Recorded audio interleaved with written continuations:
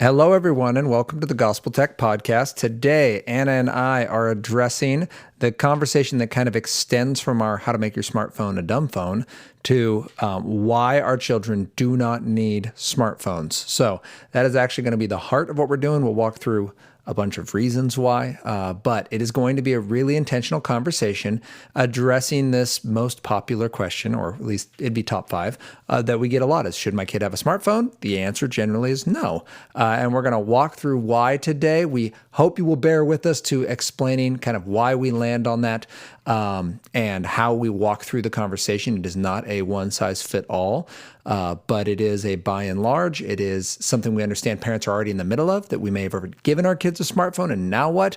Right? We can't just necessarily rip away the smartphone in all situations. And so how do we do this lovingly? How do we make sure that we are being intentional, not fearful, but hopeful? And how can we help our kids love God and use tech? So that's where we're headed today. Excited to have you here for it, and let's get it started. Welcome to the Gospel Tech Podcast, a resource for parents who are feeling outpaced and overwhelmed as they raise children in a tech world. As an educator, parent, and tech user, I want to equip parents with the tools, resources, and confidence they need to raise kids who love God and use tech.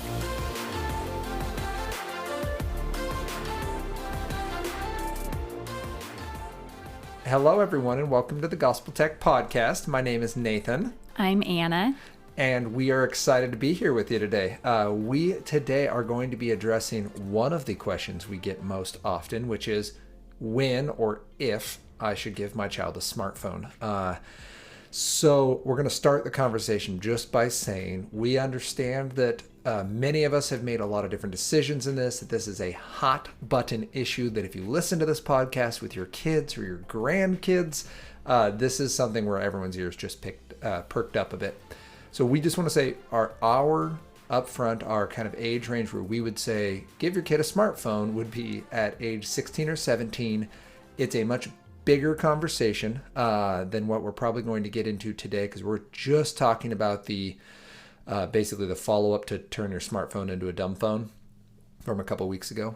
We're just talking about these are reasons why we should not overrush that. But if you have a 12-year-old and they have a smartphone, we understand that that's where you're at. Please don't just turn this off right away. I think this is still a valuable conversation, and we would actually love your thoughts and insights and feedback.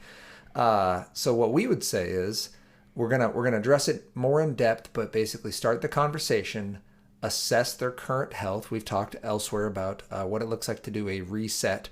And basically, it's possible that their smartphone use is awesome and they're totally healthy and this is going really well. So work together on keeping that healthy. And it's also possible that maybe things aren't going great, and that's an important step in your relationship as a parent and with your child to start that conversation on what does it look like to use tech, not let it use us, and to love God and keep that as the priority. So we do want to acknowledge that families are all over the board on this, but we're going to lay out today why we believe delaying smartphones specifically. This isn't just tech with the screen. It's not just stuff that plugs in. It's specifically the smartphone part. So anything to add on that? No, I just think we're going to do a podcast in the next couple of weeks about what to do if you're in that position of like, okay, my 13-year-old has a phone and it's not going well. We want to address that question, and that is coming. So I think today's conversation is relevant for everybody, but if that's your specific situation, just know that we have more on that coming. More coming. Yeah. And I guess, yeah. So thank you for being here. Thank you for listening. Kind of as our transition prior to us actually starting the conversation, just wanted to say a thank you to everyone who is listening and who's sharing these podcasts. You guys are a huge blessing to us. You are an encouragement to us as we go through this, especially in this kind of wonky season where this is our main outlet to encourage and challenge families, because we're not able to do a lot of in-person conferences, workshops, and conversations. So we are doing a lot of our work through social media and then through podcasts. So thank you if you have rated and reviewed. If you've subscribed to the podcast or followed us on social media, that's amazing. If you have not, you can find us on Instagram at Flint and Iron or on Facebook at Sparking Purpose. You can also email either of us, either Anna or Nathan, at flintandiron.org. Yeah. Anything else? Nope. For the good of the order. All right. Welcome back, by the way. Thanks. So good. So many recordings. Just my voice with no limiter on how fast or how much I say on a given subject. So our best babysitter was available today. So it's amazing. So it's good news. That's not hint for like a TV. There's actually a person in there, people. Right. Yes. Physical human. Yeah. Not wildcrats today. So we're starting this conversation today. I didn't think of an icebreaker. Oh no. Well, the babysitter's done in about 40 minutes. So here's to getting through it fast. Can you tell us just like one? I mean, you've been gone for like a month from the conversation. Can you just tell us one thing that has maybe just like a fun fact? Give us one fun fact. We all get haircuts this week. I was going to say you have Rapunzel hair right now. We have not had haircuts. Me and Nathan and the dog. The boys have had haircuts, but the three of us, look a little less amazing than normal, same. more hairy than normal. Yeah. So that's happening. That's a big, exciting thing. And I feel like as far as tech, we're just, I am because we have been late to The Last Dance because our the series, the documentary, Michael Jordan, and it's coming out on Netflix July 19th. We don't have. That's not a sponsor, by the way. No, we just am very excited. My childhood bedroom in my classroom had the Wings poster of Michael Jordan. Explain it. People may not know what that is. Then you shouldn't be listening. You better follow Michael Jordan. He's very young in this picture, but it's like a 6 foot, like he's palming the basketball. It's just like his head and torso and then his wingspan and he's palming the ball and it's a black and white. It's probably a 6 foot long poster. It might be 7 because he's huge. My neighbor friend Kenny Nickel gave it to me because I asked for it. And then I hung it in my classroom. And I don't know where it is now. Through your dorm room. Through my dorm room. Yeah. It followed me for a lot of life. Anyway, I feel like I have a childhood affinity for Michael Jordan. Good call. And I'm excited to watch that. Yeah, it's going to be really interesting. I'm excited to watch you watch that. All right, thanks for that. That's it. That was good. Okay. Haircut and MJ. Well, all it's good stuff. It's a big month. Yeah. In quarantine, that is a big month. I'm just excited that we're almost to spring weather. So it's 62 and raining today. So it's cool. It's after the 4th of July. Prayers for us in the Northwest. It's been rough. Man, but my brother's in Dallas and he has the Saharan dust storm and giant tarantulas. So I don't need to move to Dallas. I'll take the... Shout out Texas folk. We do love you. All right. So today then we're going to look at why we should wait to give our child a smartphone. We're going to address really 7 areas. I'll just kind of run them over here and then we'll go into each of them. The first is going to be for focus. The second is bullies. The third is happiness, then pornography, overstimulation, sleep, and strangers/creepers, however you want to run with that. So going off focus, you want to start us? Yes, I think just speaking from our teaching background, both of us, we have a lot of anecdotal evidence about how this impacts the focus of students, but there's a lot of research that backs this up, that smartphones hamper focus on other tasks. I think I've seen this in our own lives and our ability to focus. And the book, The Shallows, talks a lot about this, about how our brains have changed with the addition of the smartphone. And I'm sure you could argue that that is a good thing, but I feel like in my own brain, it's not really been the best. There's one piece of interesting research that says it found that following a ban on phone use, the school's test scores improved by 6.4%.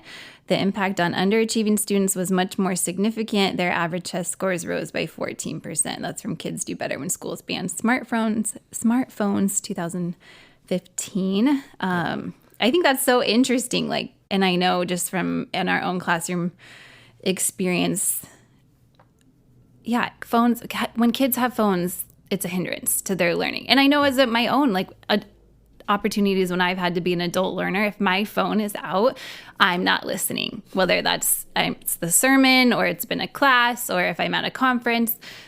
If I have access to my phone, that's 100% what I'm paying attention to. Yeah. And I think I kind of caveating that, like, we're not speaking as like old people that don't understand tech, like, get off my lawn. Like, we both own smartphones, and we grew up in the age of smartphone, but to watch both the research that's coming out, I mean, 14% increase just from removing smartphones from the classroom. I do think that's interesting. That the other piece of information that we have in the notes is that out of University of Chicago, that just even having the phone present. So for kids who are like, I'm just going to put it on my desk, or I'm going to have it in my backpack, and then that will be fine. That is not effective. That still creates the brain drain, and the phone has to physically be out of the room. I know there are some schools. We have a local school district where phones are collected in a safe way from teachers when they walk in the door, and then they pick them up at the end of the period, and you're done, and you get it back, and it's fine. But just knowing that it's not on your person is that distinction is really important for learning. Yeah, that brain drain, by the way. So that's Ward Duke et al., the 2017 study. If you just look up University of Chicago smartphones, Ward Duke et al., it'll pop up, and the study's incredible. Please read it. That brain drain is their term, so that's an actual quote out of it. And the basic idea is, which is basically the concept is, we can't multitask, and your brain's going to focus on what is the highest priority for you. And they said it's not tech, it's not screens. This is not something that happens with laptops. It's smartphones. And it's because smartphones are so personal, they prioritize in your brain's echelon of what matters the most. Because it's all about you, they constantly show up at the front. So even if it's off, or if it's face down, or if it's in your pocket or in your backpack, your brain is constantly having to buffer the urge to go and look at it. So it wants to focus, but it's spending part of its attention trying to actually fight the urge to go look at your phone. So you don't know that you're thinking about it, but it's showing up in your test scores and in your focus and your ability to retain information. So read that story. It's fascinating. Yeah. And we're talking about our children, but I think it's fair to say that this clearly impacts all of us. Maybe some adults who would might feel be some this. Grandparents that... Yeah, shout out grandparents. Can I go on a tangent there? Quickly.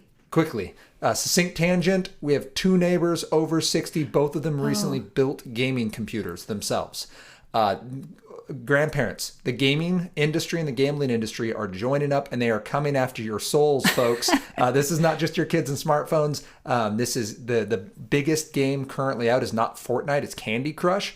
It makes billions of dollars a year, and it is adults over the age of 40, right, who are playing this. So please make sure we are being intentional. This is not just those kids out there. This is us. All right. Yeah, it's all of us. Do you want to talk about a little bit about just teaching perspective and focus? Yeah, I think I just kind of in this, we're going to actually jump into this in a future interview. I've got, there's a teacher that I was able to interview. He's worked in the school district 30 plus years. He's run a summer camp for 35 years. So he has been working with young people since the invention of the internet. And I just asked him in this interview, like, what has that been like for you to watch the introduction of all this tech into education? And I didn't know what I was going to get. I mean, you run into some pretty huffy, experienced teachers, and his response was simply, the number one thing I've seen that has caused the most destruction has been the smartphone, because it's all about the individual. And anytime an individual runs into a choice, they usually choose themselves over others, and it's effortless. So it's destroying family focus, relationships, educational focus, the ability to even just power through difficult things, because there's always that easy outlet that is so centered around self. And so I think that when we look at this gospel tie-in, then we just say, whatever we do it with all your heart as for the Lord and not for men. Colossians 3:23. It is impossible to do that command and be half present, because we're half escaping all the time. And I think the danger with the smartphone, the first thing we're pointing out here with focus, is that it is so easy to spread our focus thinly. A 2008, 2009 article from John Hamilton in NPR talks about how he teamed up with some brain scientists and was looking at the idea of multitasking. And basically they came away with, the research shows us your brain is a laser, not a flashlight. So you cannot kind of focus your attention in a general direction and then do everything in that direction. You only focus on a single micro issue at a time, and you can switch back and forth really fast, but you are spending effort switching between tasks. This is why texting and driving is so dangerous. It's because our focus is sacrificed. And when we are not focused, we are not present. And we're not present, we are not doing it to our best. We're doing it pretty well and then doing everything else for ourselves. So when we take that biblical reminder seriously, that we do whatever we do as for the Lord, we want to give the Lord our best, our 100%. And we cannot do that when we are distracted by the presence of constant escape and smartphone titillation.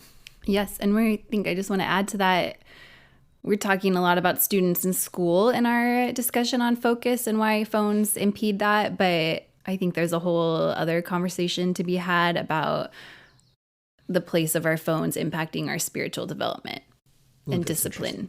So maybe that's something we can come back to another time. Yeah. And I know we've talked a little bit about that, but like if you're constantly having your phone out, like when you're doing a quiet time or trying to read the Bible, or when we talk about I'm amusing ourselves to death and the medium is the message, and I'm trying to watch a sermon on my TV, like it's not a transferable platform for spiritual. Yeah, it very quickly gets into growth. Infotainment. Yes, and just that, like, passive. my brain can't handle going from I'm reading a text, I'm shopping for something on Amazon, and now let me open the Bible app and, like, have this, like, it just is, I don't know if that is for everyone, but I have a really hard time reading anything of substance on my phone. And it probably depends how you've used tech. If all you've ever used tech to do was read your Bible, then I would like to meet you. We would love to meet you. And you probably aren't dealing with what we're talking about. If that's the only thing you've done, it really is this idea that we have so many neural pathways tied in with this same screen that it becomes difficult to use that avenue for all the purposes we're trying to use it for.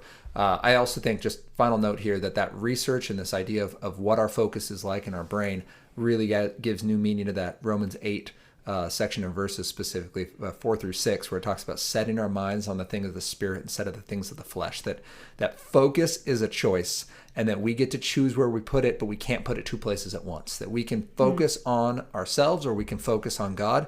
And when we're trying to pray without ceasing and do everything to the glory of the Lord and not to ourselves, smartphones make that tough, especially when they are vying for our focus on purpose.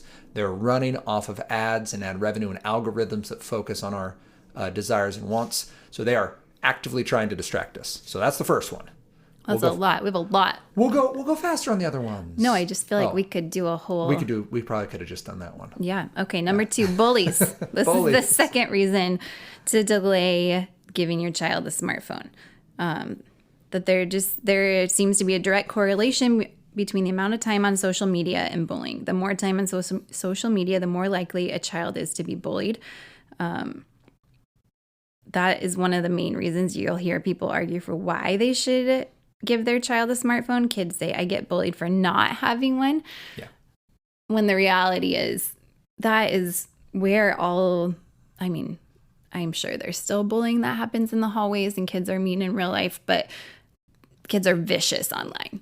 Yeah, I mean, just think about adults. So the reason most of us drop off social media during a political season is because of what we see adults say to other people and about other people, right? Like we don't want that in our lives. You can't just block one or two people. It's rampant. And so we just drop out, right? Talk to any number of people and like, yeah, I don't really check social media right now. Like, I'll come back in a little bit. So now you have that attitude of like this social media kind of stirring up this ugliness of how we talk to and about others. And then add that to the world of middle school, right? Or even upper elementary, where kids are vying for a place in their social standing, and we are rewarding people who are witty and pretty and successful. And it makes this kind of, it's a catch-22, right? I'm going to get bullied if I don't have a smartphone, but if I have a smartphone, research is telling us the more time I spend on it, the more likely I am to get bullied. And so just some of the stats, 34% of kids in a national survey, 15,000 kids in 2017, 34% of them said, I've been bullied online. And every one of those kids is going to say, I was bullied online, and that transferred over to real life, right? So it used to be the worst thing that could happen is you'd ride the bus to school with the bully, right? So now you have to see him on the way to school, you have to see him on the way back from school. And instead today, that would be the least of your worries, right? That bully can find you in your bedroom. That bully can find you doing your favorite activity that evening on your computer. Yeah, there's no break. There's no break. It's constant and it's incessant in that they can do it whenever they want. They can do it at 1 a.m. They can have 12 people do it. And it's not even... There used to be a time where like you had to be the kid to throw the punch to be the bully. And now it's a lot of like, well, it was just a joke, right? And actually, I'll just share this. We went and did a talk this last year at a local middle school and high school. And the conversation was there had been a fake account made for some kids, basically a slam page is what they would call it. And so there was a fake account made and a bunch of other kids logged on and then started posting memes and pictures about kids at the school. So they would take pictures of them at lunch or in the hallway or whatever, post these pictures that had either been, they're unflattering or they've actually been edited, and then would basically make fun of these kids or say things about these kids on just like a public page, because there's no way to track these kids down and there's really no rules around that, and anyone can jump in on it at any point and take pictures of it and text it and email it. And they don't email it, let's be serious, but tweet it, snap it, use the Instagram DM it, TikTok it. They're TikToking it now. All them kids these days. So all that to say, smartphones are a superhighway for what is already going on in real life, where these kids are vying for value and purpose, and they're trying to find it and being pretty witty and successful. And it opens up a floodgate of just meanness that doesn't have to be there. And it's a catch-22 to say, I want you to have a phone so that you don't get made fun of, and then throw our kids into the very same situation. Yeah, I think just having that conversation with your children too, of just the reality of what is out there and what are you thinking that you're missing out on if you're that kid who's vying for smartphone access. Like, I think that there's a lot to be had in that conversation. And I like you picked out Psalm 1:1 from David, just speaking about blessed is the man who walks not in the counsel of the wicked, nor stands in the way of the sinners, nor sits in the seat of scoffers. And I think social media is just a lot. Not that there aren't great little corners on pieces of the internet, but a lot of it is walking with the counsel of the wicked. And I think too, I always think, especially for that teenage, not that we don't all need to guard our hearts, but especially in those years of growing up, like the proverb that speaks about guarding your heart above all else. And one of the best ways I think we can help our kids do that is delaying at least some of these things that could be really hurtful to them. And not that we're going to protect them from all negative encounters. That's not the goal here. But when we can see the stats as this is a really high likelihood that this is going to happen for your kid, then I think there's just needs to be a lot of thought about it. And I would just give great caution to people say, well, this is where their friends are, so they need to be on there. This is very similar to the argument you're going to meet. Well, all their friends play video games, and so my kid needs to play video games. If your kid wants to play video games, I'm actually fine with that. I think there's a good way to go about that. You can see some of our game reviews. You can look at some of our resources for how to do that well, to pick games that will be healthful and help them enjoy the process and not get out of hand. But there is this idea of like, okay, but if you're playing video games to have those friends, I just need to tell you right now, the gaming culture works in such a way that when you're not gaming, you're generally not friends. Meaning you have a life crisis that's going on. You get on that video game to share your life crisis. Those friends don't want to hear about that. They're there to game. They're there for their own escape, their own pleasure, and that's what you had in common. So if one thing has to go, it's usually the individual, because the game is the highest priority. Now, that is a broad brush that I'm painting with, but I'm telling on a broad scale. I know some old school gamers who have gamed with people for 15, 20 years from an era when games were very different than they're currently being produced. But right now it's a lot of churn and burn, right? Fortnite is a 15-minute game, and you're going to play through it once, and then you're going to run to the next round and the next round and the next round, and it is not developing longitudinal relationship. It's rapid, instant stimulation. And so arguing my kid needs a smartphone so they can have friends, but that the medium isn't one that actually builds friends is concerning.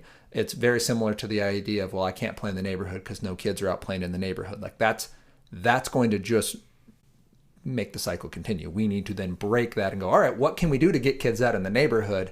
Not just say, well, no one's out there, therefore I'll go where all the kids are, if that's an unhealthy environment, which in terms of bullies, a smartphone would be. That it ties it directly in with our third reason, which is overall happiness. So you can look at research by Twenge et al. Out of 2017, which is this idea of drool tech that is used to consume entertainment as compared to tool tech, which is tech that is used to create and develop passions and interests, is basically the more time you spend on it, the more likely you're going to suffer from symptoms of depression. And actually, more time on social media can cause children to be less satisfied with every other aspect of themselves. That's McDougall et al. From 2016. And also can lower self-esteem in bodies, lives, and choices, which is Cross et al. In 2013. I've personally seen this online or in the classroom. So I had a young lady who had a hybrid, we mentioned this already, but a hybrid of bullying where she was getting picked on with notes in school and then had things like the slam page made about her, that people were posting memes, doing pictures of her and making fun of her. And it impacted her anxiety and her depression. It basically made it so she was unable to attend school for the better part of a month because there was no relief, there was no respite, and there was no action that we could really do, right? I can do a better job of trying to catch kids with the silly notes. But when those notes travel into the internet and when those get brought up offhand by a kid in a lunchroom that's close enough so she can hear or whatever that is, right? That the smartphone was I guess the whirlwind that powered the inferno, right? There were kids playing with fire, but it got way out of hand because of just the sheer number of people who could participate in it through smartphones. And I think regular bullying then gains more impact and can impact happiness. And I guess just going back to that first part, that we've seen this before too, right? You go on social media and you're going to see people who are prettier than you, who are more successful, quote unquote, than you, who are wittier and more powerful and more influential. And that can impact us, right? That we can start to wonder, why isn't my life like theirs? Yes, I think that is very true. And I think that's true across age demographics. Just if your heart, I know for me, if my heart is not in a good spot and I am getting on social media, like out of a place of I'm bored or restless or I'm not happy with what's going on right now, I'm just going to escape and look at social media, that never ends well. Like, it's one thing if I'm like, okay, just I'm going to log in for work here and see what's going on and check in, and my heart is filled up with the things of the Lord, then that doesn't usually impact my happiness. But if I'm going to it in order to try and get a quick little jolt of happiness, that's not the outcome. And I think we see that amplified even more with youth, just because our brains are not fully developed. We don't have, not that all adults are wise and have all healthy coping mechanisms, but just maybe there's been more of an opportunity for that. But I think that's something we need to train in our children of just, well, why are we looking to social media or whatever the platform is that we're going to, but why are we looking for happiness there? Are we going to find happiness there? And then I think it's a good spot to be honest and transparent to the extent that you can with your kids of how that has not panned out. If that's been your story, like it's not panning out. Like when I go on and see like what Nathan just said, yeah, I don't always feel really great. Like, how are these people all so rich and pretty and have perfect houses? You know who I loved yesterday? I was looking at Ruth Chow Simmons. Sorry, Ruth, if I don't know if it's Simons or Simmons. Is there two M's or one? There's just one, so it's probably Simons. It might be Simons. Sorry, Ruth. So she was just showing a picture of her downstairs house it's like fixer upper, I guess. Like they've redone the downstairs and it's beautiful, and she's a writer and speaker, so they're having like a film crew, I guess, coming in, like they're going to film something important okay. That'll be beautiful. And the downstairs house was like, oh my gosh, this is beautiful and amazing. And then she was like, let me show you the upstairs, which has not been redone and which is also housing all of the junk from downstairs that she doesn't want in the video shoot. And it was so good because we're like, oh, thank you, like for that. Like, that's what everybody is doing. Like anytime a house picture looks perfect, there's a corner piled with garbage there's because nobody lives like that in real life, where your house is just always spotless. But it was so cool to be like, oh, upstairs is still like the green carpet, and there's just piles of stuff, olive drab carpet, just everywhere. And it was like, okay, like that was so refreshing to see a little slice of real life. And I think just that idea that it does impact, it gives a false impression. We run into young people all the time who misunderstand, what does it mean to be beautiful? What does it mean to be loved, or even attracted to someone, because they gain all of these inputs that are false and that can impact their happiness. Goes to our fourth point, which is pornography. I had my mind blown the other year because I was at a Young Life camp, and for me, like, the internet was the way that I came across pornography for the first time, and late night cable television. And in kind of our conversations, we were just talking about life and like what's going well, right? Young Life Camp is all about introducing kids to a relationship with Jesus. So you're just kind of talking, what do you enjoy? What do you struggle with? What makes you happy and what makes you sad? And in this process, someone brought up like, well, this is like something I'm struggling with. And it came up that everyone in the cabin at the time, there were 8 guys, when they engaged pornography, it was only through their smartphones. Now that might seem obvious now, but this was maybe 4 years ago, and it had not occurred to me. They're like, no, we would never use a public device to look at pornography because we have this device on our person that goes to our rooms with us. It's in our pocket all the time. We're the one controlling. Right. Nobody looks at it. No one looks at it. So the risk of getting caught is minimal, and the amount of shame you feel is much smaller. Like, it's like swearing in front of your grandma, right? Like, you're just not going to do that. And if you're looking at something that your mom is going to be on later, like, there's just this reticence they had, which was not present with the smartphone piece. And I think that idea, the statistics tell us that 9 out of 10 boys by the time they're 18 have seen pornography. It's actually 97%. I think that's just young people. I don't even know if that's just boys. The girls are small. They're in the 80s. I believe it's like 83% of girls. So I believe the stat was 93% all kids, 97 boys, and 80 some odd girls. Forgive my math on that. But that was out of a 2016 study, which actually showed that 10% of traffic to major pornography sites was registered to kids under the age of 10. That's from a 2016 Bitdefender study. And that is really important. Norman Doidge wrote the book, The Brain That Changes Itself. And in that, he talks about pornography, and the impact on the brain is basically like smoking a cigarette. So he's not going to compare it to heroin, but he basically says smoking cigarettes at a young age means you're going to return most likely to cigarettes at an older age. It makes you more likely to get addicted to nicotine, and that is more akin to the addiction level of pornography, that it sets this bar for what sexual stimulation and sexual enjoyment should be like. And making those pathways permanent. And you are practicing permanence in that. So not having a smartphone, what we're basically doing is we are separating the ability to get there. So out of Proverbs, Solomon's advice, Proverbs 7, Solomon talks about a fool that he sees meandering the streets and lingering at the corner of a woman of ill repute, and how this guy's like a deer waiting to be slaughtered. And the point isn't actually the woman. In fact, in chapter 8, he'll talk about a woman named Wisdom who's calling out in the street to anyone who will listen. His advice to his son is, let not your heart turn aside to her ways, do not strain to her paths, Proverbs 7:25. He's basically saying, don't go there, don't linger, right? Don't just wait around and hope bad things don't happen. Remove the distraction, in this case the smartphone, remove the access where lingering happens and bad things might occur that you never intended. And I think that's the wisdom in the pornography areas. It just makes pornography that much harder to bump into.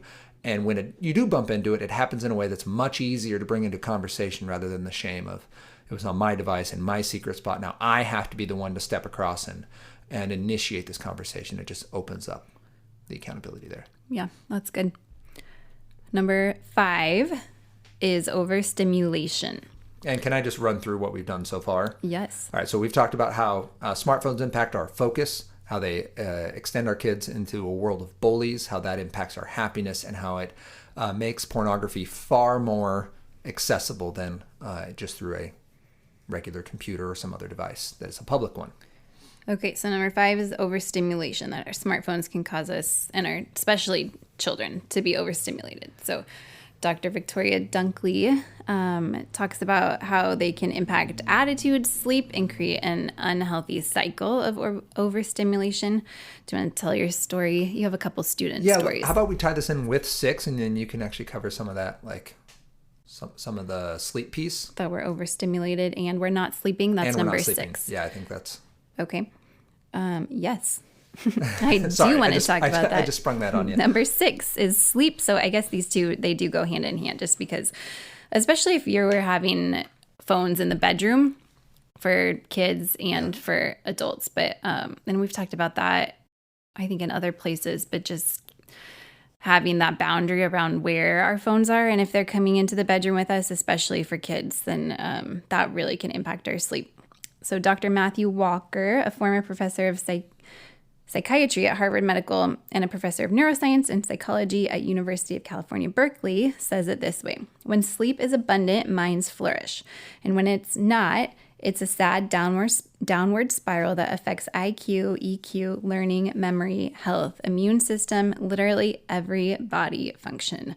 Why we sleep. That's crazy. I think most of us could testify to that when we've not been sleeping, those things, we see that those things are impacted. But I think we also live in a culture that likes to say that we don't need to sleep.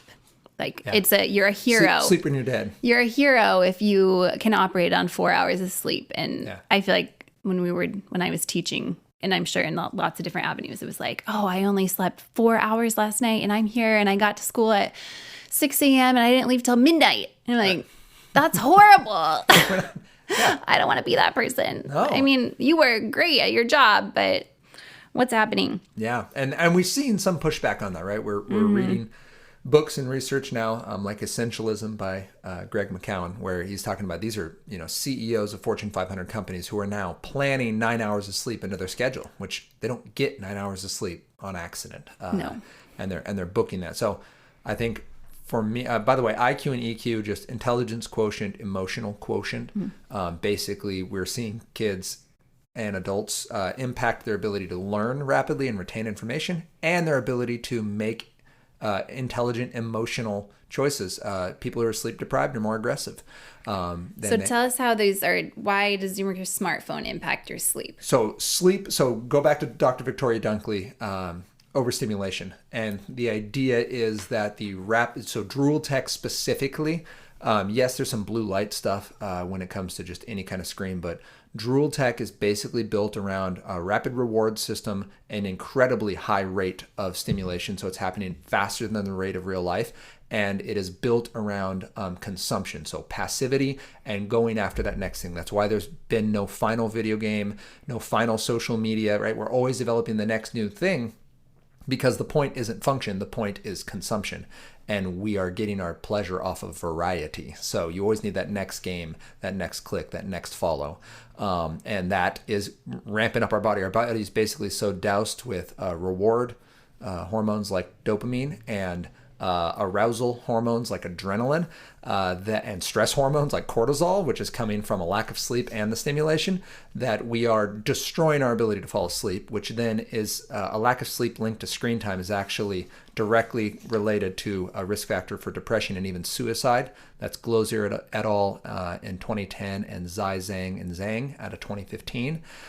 So we are talking overstimulation and sleep combining to mental health issues on a big level. But we've seen this. So we had a young man come to us who was a senior And his thing was YouTube, and specifically for one video game that he really, really liked. And he was so overstimulated that he wasn't getting sleep. He was going to bed late. He's waking up early. He's ingesting this content in class thanks to the use of AirPods, right? Little earbuds just put in that he can now... What? I'm just so glad I'm not teaching. Oh, I mean, man. I don't know how, and I know different districts do different things. I don't know how you fight that. Like, you don't even look. You get an EMP and you just set it off in the school. Just so nuke it all. frustrating to try and teach with those. But this young man eventually was having, with his eyes open, he was having basically what we would normally think of as like a daydream, but it's actually it's a condition now that is diagnosable, where they will see the screen of the game while their eyes are open and they're trying to focus on something else. But basically their optical nerve systems begin projecting the gameplay instead of what's actually in front of them. So it's like he's hallucinating, right? It's kind of. I don't even know. It doesn't count. It's like a form of psychosis, I guess, where he's having this visual event that isn't actually there, but Okay. He's seen it instead of. It's not like overlaid, like Right. he's seen through it. It's that's all he sees He is the doesn't screen. see reality. And he was basically getting snapped out of it by his teacher, like directly calling on him by name because he was gone. And so when we talk overstimulation, it's a huge conversation. You'll hear us reference reset at other times, but Can we just say really quick yeah, on we that? can. That happens a lot with Minecraft. that was the game. Okay. Yeah, I just know. want to say it because Okay, I think all right. people think that Minecraft is okay, and we can come back to that and talk about it. And if you want to message us and justify your Minecraft use for your kid, or it was on our school computers for kids for a while. It made it. So I talked to the guy who rolled out the computers, and he told him, he said, Minecraft is coming. I asked him why. He said, this was in this 2-hour sit down. He said, well, because it's educational. It made it maybe 3.5 months. But that's the game that happens with, where the kid, it's, if you have a kid playing Minecraft, just be aware that it's not a nothing game. Yeah. It's not Mario. It is one of the more addictive. And we use that term to mean driving repeated behavior. There's a reason Microsoft paid billions of dollars for the rights to that game. Yeah, I think it's just good to call it what it is. Call it what it is. Minecraft is not just Legos, No. mainly because of its endless play cycle, and it's driving you to repeated menial tasks. Mm-hmm. So it can be really cool. I've seen some sophomores and juniors do some really cool building projects in it.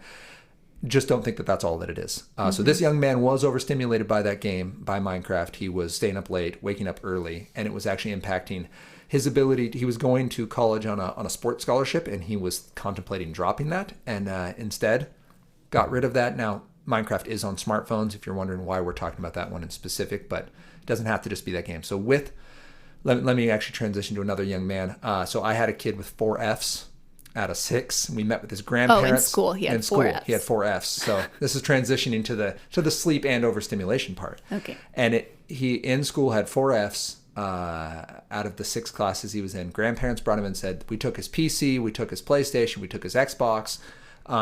All he has, we took the television out of his room, which if you're like me and you're hearing that, I'm like, whoa, we should have started there a while ago, but all right.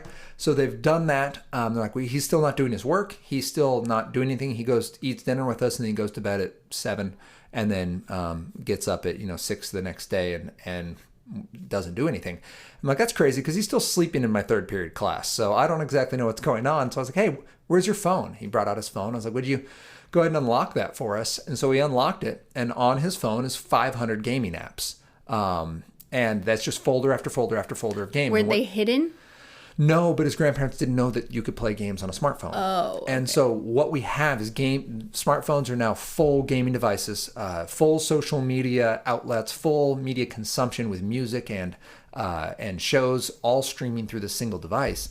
And what we have is kids who are staying up so late and waking up so early and so overstimulated that even the sleep they do get isn't letting them get full REM, and it's impacting their brain development, their emotional development, where this young man was so unhealthy emotionally that he actually couldn't handle the stress of school, and his outlet was his phone. So he was effectively self-medicating, using this phone as his outlet, and it was really hard to watch. And part of his healthy recovery, he did end up graduating.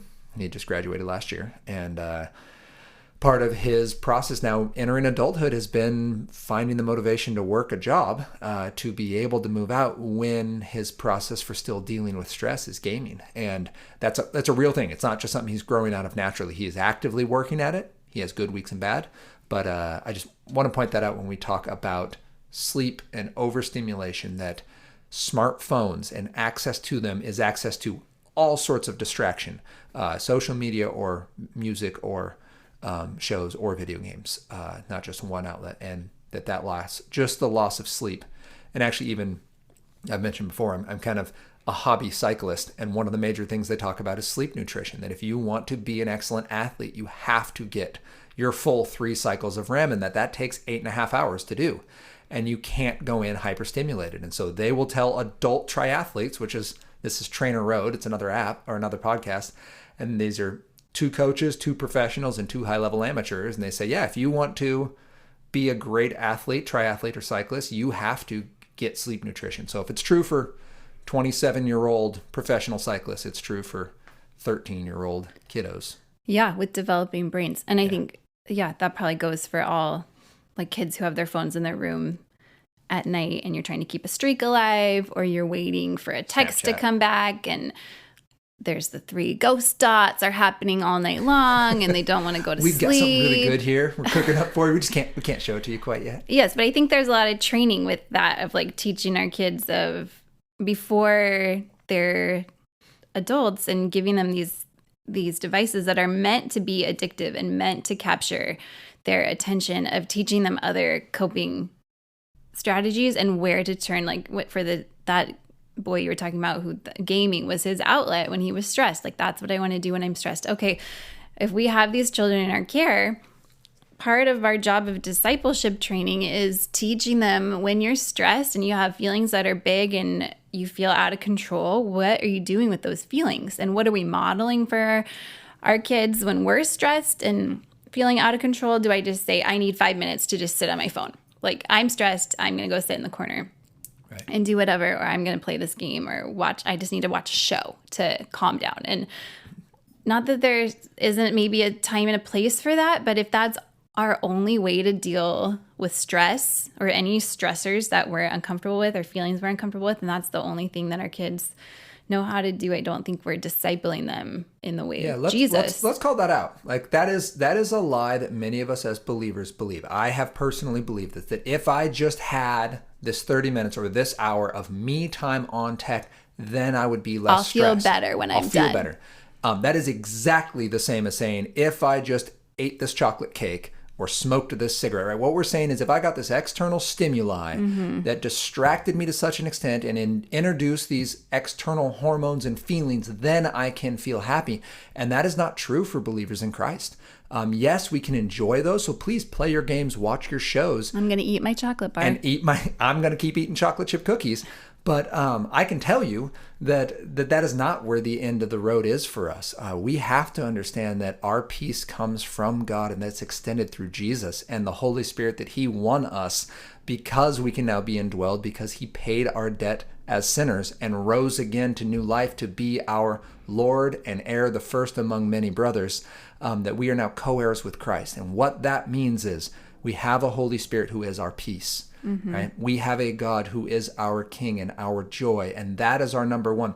So if there's something where I am telling myself, man, I just need that next thing, that next opportunity, that next fix, then I'll be fine and I can kind of white knuckle through to the next time I can get to it. It's not true. That's a lie, and we need to pray against that. We need to call it out for what it is. So that show, that game, that smartphone, that opportunity, that food is a lie that will not satisfy. It's important. It's a gift. That was a good rhyme. It is a lie that will not satisfy. Wow, I didn't even hear it. It was so good you didn't even hear it. Yeah. I think we need to move on to the next one, but right. I think we are going to address that more when you talk about how to do a reset, because there is some discipline to choosing the things of the Lord. Like, we have to practice choosing that. It's much easier to choose to turn on a show than it is to choose to open my Bible. Well, our last month, right, of only doing shows 2 days a week has been Surprisingly difficult. Surprisingly hard to do. And it's hard to do in the day-to-day and the nitty-gritty when things get crazy. So I think there's kind of a couple layers there of like choosing that and building in some of that discipline and the muscle memory of making a different choice.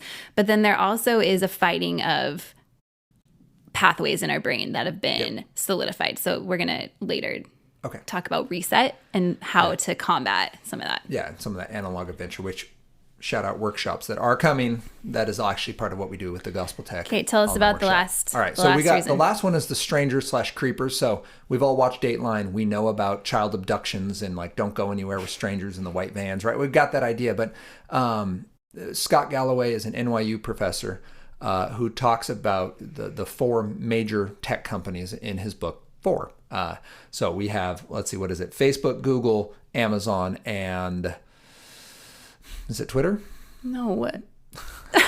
Facebook, Google, Amazon, and... Give us a second. We'll think of it. But basically what he's saying is his point is about Google. And so his quote is that Google is our God. It's Apple. Embarrassing. Embarrassing. I'm sorry, everyone. I would like to take this moment to apologize for not knowing that and saying Twitter. Dang it. All right.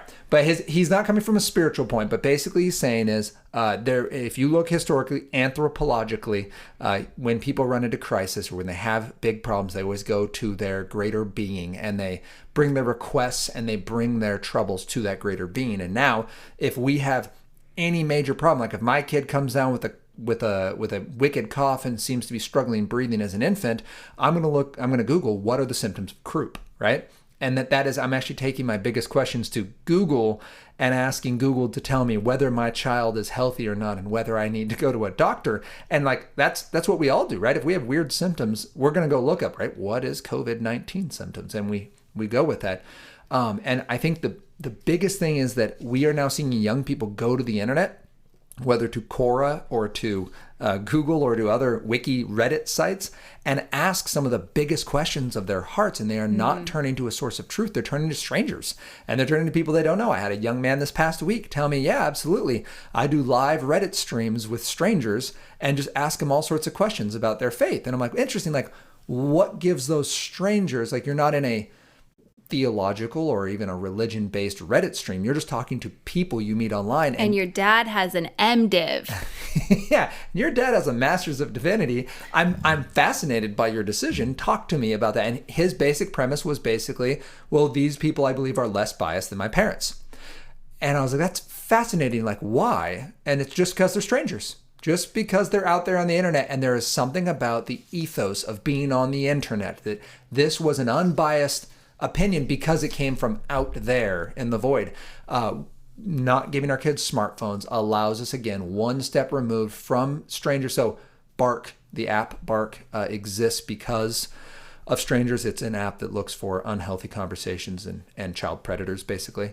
I feel like that is it's a whole thing. A whole thing, and that we can do a whole thing on. Sure. I just want to bring it up. Yes. Sexual predators are out there. Yes. Child pornography is on the rapid rise over the last decade. And unsolicited requests of even peer-to-peer. Yep. Of nudity and pictures that would be illicit is now commonplace. Even the quote-unquote good kids ask and participate in this. And that is just really important for us to know. So removing a smartphone is going to remove this kind of illusion of anonymity when we go and search. I can go look at whatever I want. I can go find the real truth, unbiased answers because the internet told me, which is laughable to say out loud, but it's actually something young people are acting on, and even we as adults do it. And to the point where an NYU professor is saying this is something we're doing as a nation. Like, people are going to look back on this culture and go, those people trusted random voices on the internet a lot, right? Because like, those Google, read that book, you guys, if you haven't read at least the first half of 4, like,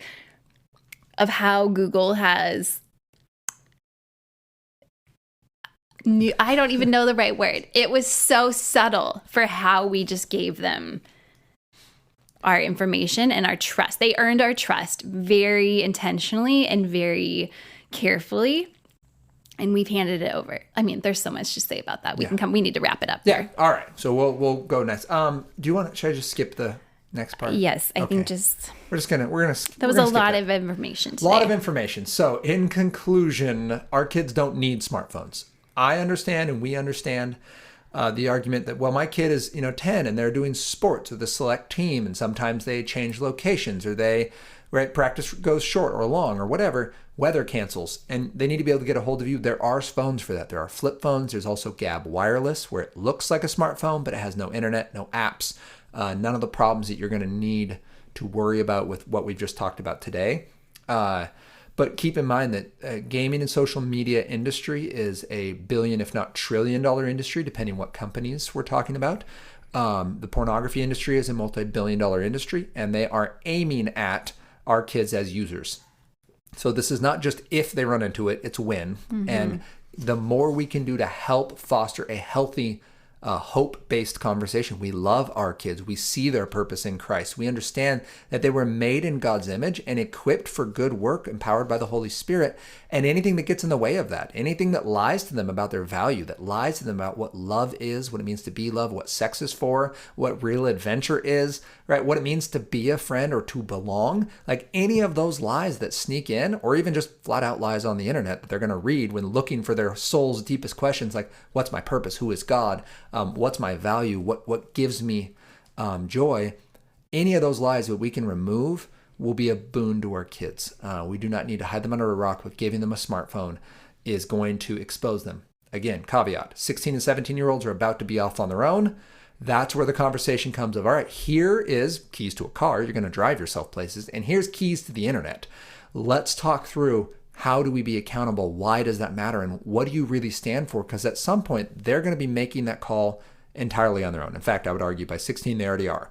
They're making the call on what do they believe, who is God to them, and how does that impact their day-to-day life.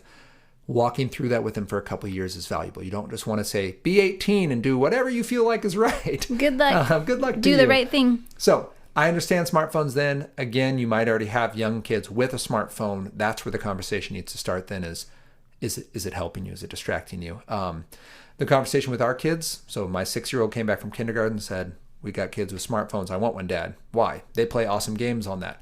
Okay, buddy. Like, let's talk through where we're going to be finding that. And this is Dad's story. So my story with gaming, this is why we're not going to have those. And this is why you're not going to have a smartphone right now. I think as parents, we love our kids and we're going to give them tons of awesome outlets. We can invest in what they're interested in. We can invest in things that are not smartphones to keep them engaged, to have social connections and outlets, and to pursue their passions and not passively just consume to feel good. Yes, and amen. And amen. All right. So thank you guys. We hope that this was useful for you. We hope it was encouraging, if challenging. And we hope you will join us again for a future conversation as we look at more about technology and how can we use tech and love God. See you next time.